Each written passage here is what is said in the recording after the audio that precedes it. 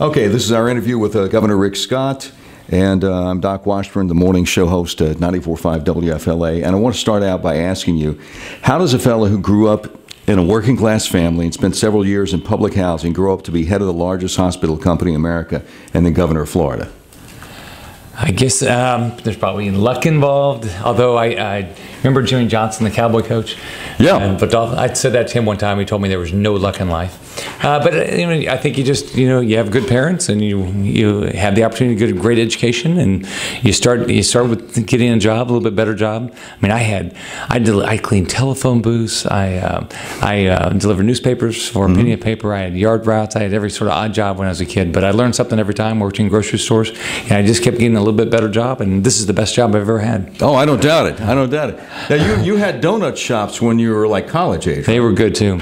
Right out of the proofer, you went just right out of the grease, cools off, put the glaze on. Yes, they were good. We had 2 donut shops. My mom ran them. I was working full time in the grocery store and going to school full time, and my wife was also. And so we bought that so my mom could have a job. Yeah, basically. Well, this is one of the few countries in the world where you have the opportunity. I know Marco Rubio said no matter what kind of goals and aspirations his parents had down in Cuba, it didn't matter. You didn't have that kind of opportunity in America. You do. My dad had a 6th grade education. He was in the 82nd Airborne in the Second World War. He was a bus driver, then a truck driver. My parents never made $15,000 a year in their lives. Wow. But they made sure I did the right things. My mom, you probably saw some ads that she was in. She was pretty tough. She made sure you did the right things. My dad was a great dad, so I was fortunate. Fantastic. And it's America. In America, anything's possible. And that's part of why I ran for governor. I want to make sure that the opportunities I've had in my life, everybody in Florida has. The opportunity to get a great education, the opportunity to get a job, and then get a little bit better job and a better job. And eventually, the opportunity to be governor of the great state of Florida. Fantastic. I want to ask one more pre-governor question before we get to what you're doing now. To this day, a lot of folks have no idea that you fought hard against Hillary Clinton's attempt to, at a federal government takeover of health care when you were CEO of HCA back in the 90s. Do you think that your stand against government-run health care had anything to do with the Justice Department coming after your health care company? Oh, who knows? You never know. I mean, my focus has been that I know government-run health care does 3 things. Right. It promises the world. Right. It runs out of money, and it rations care. Right. And that's why I know that what they were trying to do back in the 90s was wrong. I know what they're doing with Obamacare is wrong. Yeah. It's going to be bad for patients. It's going to be bad for taxpayers, and it's going to be horrible for jobs. Yeah, absolutely. Well, that's one of the questions. I was going to ask you about this a little bit later, but I'll just throw this in now. One of the challenges, of course, that any state has in dealing with is unfunded mandates that are imposed upon us by unelected bureaucrats in Washington. And obviously, the Affordable Health Care for America Act, or Obamacare, is a job killer. There are a lot of places in it where it just gives bureaucrats the ability to do whatever they want to do. It's the non-Affordable Health Care Act. Yeah, right, exactly. Now, thousands of employers and even municipalities have already been granted waivers because of the economic impact. How important is it that we beat this thing in court? First off, if you just think about it from a patient standpoint, what you don't want to end up with is the government rationing your care. That's what happens. They decide what's going to be covered, what's not going to be covered. Right. So they're going to decide life or death eventually. And if you don't believe it, go look at how the English system works. Well, I organized a group called Conservatives for Patients' Rights, and we did a documentary on the UK healthcare system, the Canadian. I mean, they're deciding what drugs you're going to get and what drugs you're not going to get. That's life or death. So on top of that, that's what's going to happen to you as a patient. Then you as a taxpayer, there's no way to pay for this. It's impossible, the amount of money it's going to cost. And then third, the jobs. Our employers are already struggling.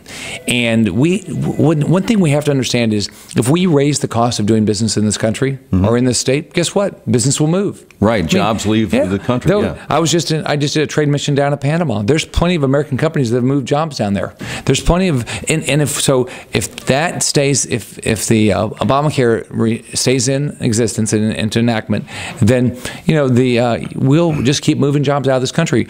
If we keep moving jobs out of this country and we don't build jobs in this country, we can't pay for law enforcement. We can't pay for health care for the poor. Those are those that can't afford it. We can't pay for the developmentally disabled. We can't pay for any of these things. We need jobs. Absolutely. Well, now let me ask. Let's fast forward to last year. You've worked hard all your life. You were in your late 50s, had certainly made enough money to retire comfortably, go fishing anytime you wanted to. Don't get me wrong, we're glad I went crazy. Made a big we're glad there's to a have moment you. of weakness. But running for governor was a very expensive proposition. Published reports had you spending upwards of 60 or 70 million of your own money to win the race. What made you decide to make that kind of financial commitment to become governor of Florida? Because I care about this country and I care about the state, and I know that if we don't change the direction of this state, there will be no job opportunity. There's we're losing the American dream. Yeah. I care about the American dream. I've lived the American dream. I want that same dream for my kids. I have 2 daughters. I want it for their kids, for their husbands. I want it for everybody in Florida. We have the opportunity in this state. This is the state that we can change the direction of the country. If we say, you know what, we're going to watch how we spend our money. We're going to make sure that we have the right safety nets that we need, but we're not going to waste our money doing it. We're going to keep our taxes as low as possible. We're going to treat businesses with respect. Then we can do the right thing, and it will force the rest of the country to change. Very good, very good. Now, your campaign slogan, of course, was "Let's get to work." Let's get to work. And you recently announced that Florida's unemployment rate had dropped from 12% to 11.1, almost a full point drop. What's next? And how low do you think we can get unemployment in the Sunshine State? Well, what we've got to do is, my goal, the positive is unemployment's gone from 12% in December to 11.1 in March. We haven't seen April's numbers yet. Yeah. That's the positive. The negative is we still have 1 million people out of work. Right. So what we've got to do is every day focus on the fact that we're competing and say, make sure we're the place where people want to do business. Now, we've got so many things going for us. No income tax, no personal income tax, a right to work state, our beaches, our weather, the expansion of the Panama Canal, the expansion of the economies of Central and South America. People want to live in Florida. So what we've got to do is take all those positives, and we've got the opportunity with our ports. We've got to take all those positives and channel it and say, what else can we do? Part of it is making sure regulation is fair to business people. Now, we still care about the environment. We care about all these things, but we got to have regulations that are fair, and we have to have an attitude in government. And that's true at the state level, federal level, and the local level, saying, you know what, I want you to do well. When Vision Airlines comes into the Panhandle, we want them to succeed. Right. So we've got to look at every business around here and say, we want you to succeed. What are we doing? Are we doing anything at government that's impacting your ability to succeed? Because you're creating the jobs. Now, you have some kind of regulation accountability program that you've put into place. How does that whole thing work? Here's what we did. The day I got in office, the first thing I did is I said, we're going to review all the bills, all the regulations that are in the process of going into effect, and we're going to review them before they do. So that was step one. Step two, we started the process of reviewing all regulations in the state. Wow. So, well, first off, guess how many regulations were going into effect? 900. Good grief. So you needed 900 more regulations, right? Because you were not really sure how you should lead your life, right? Yeah, we're not regulated enough as it is. So we started looking at those. Second, we've reviewed 11,000 regulations so far. That's like a phone book size, at least. Yeah, and how many of those? First off, two things. One, we are going to eliminate. It looks like about 1,100 of them. We're in the process of doing that. But how many of them do you think you can even comply with? And how many of them do you like? We have been regulating hair weavers. I know it's not a big issue for me, and everybody laughs about it when I bring it up. But let's think about it. Did you ever look at and see when you went to get your hair weaved? Did you go? Did you go and check the state license? Okay. Did you go? Yeah, I'm very scrupulous with that, Governor. Right. Yeah. So think about what we're doing, and we do this at the federal level, we do it at the state level, and we do it at the local level, where we pass things. Maybe there was some logical reason, but maybe it went away. Right? Yeah, that's kind of a stretch. Maybe we came to our senses that we don't need to do that, and we're not relying on it. So what I'm doing is making sure we go through all regulation, say maybe it made sense. If it doesn't make sense today, let's get rid of it. If it doesn't, if it's killing jobs and it really doesn't help us, because we have to weigh all these things. There's no regulation that's free. Yeah. And if I want to get extensions in my weave, I want to make the decision myself. I don't want to leave that to some regulatory unelected bureaucrat. That's outrageous. All right. Let me ask you something. I want to ask you about a law that you championed in the state legislature, mandatory drug testing for folks who want welfare. Now, a lot of us think that's a great idea. The mainstream media, on the other hand, and some of the Democrats, I think, in the legislature who all voted against it, point to a similar attempt at the same thing that got shot down in the courts 10 years ago. Do you think this new legislation will withstand court challenges? Well, first off, it's the right thing to do. Sure. Think about it. Think about it. The people that are paying the taxes, that pay for people to be on welfare, they're probably been drug tested for their jobs. Right? Yeah, right. So the people that pay shouldn't it be if they're drug tested, shouldn't somebody that's going to get it be drug tested? And if they are being drug tested, isn't there a chance that they'll stop using the drugs, which is going to be positive for them and their family? So there's so many positives. Absolutely, will be upheld. We've reviewed it legally, and it will be upheld. And the thing about it too is, if they have a clean bill of health and they're not on drugs, and they get reimbursed for the cost of the drug test. So, right. Okay. Now I know how concerned you are about getting rid of needless regulations. Did you find one that I need to get rid of? No, I'm working on all of them, but if you have ideas, send it. You can go to flgov.com and you can send me as many regulations as you'd like to get rid of. Yeah. I'll review it. Yeah. Now, are you going to need the legislature's help with getting rid of some of the regulations, or is there a lot of stuff that you can do as an we can do it through our agencies. We can do it through our agencies. We could accelerate it if we did it through the legislature, but we can do it through our agencies. So, in other words, a lot of these regulatory agencies kind of piled some stuff on without the legislature's help, so you can take it back off. Right, and so they might have expanded their purpose. Have you heard of the government doing that? So I've heard them once or twice do that. I think it's happening in Washington. So a lot. So I'm sure it must have happened in Tallahassee too. Like they're going to tell us that we have to buy health care? Right. Right.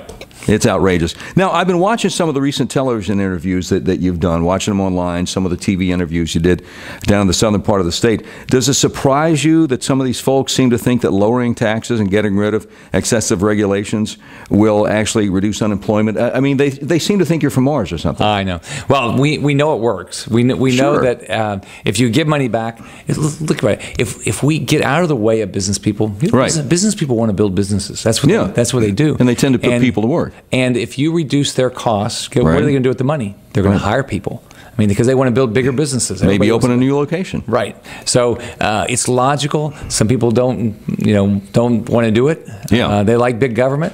Right. I know. I like personal freedom. I like personal responsibility. I like personal freedom. I think most people like that. Sure. They want to have the opportunity to live their American dream. Maybe they don't want to go become governor of the state. Maybe they don't want to go build a big business. But let them have their opportunity. Don't regulate them to death, tax them to death. Treat them with respect.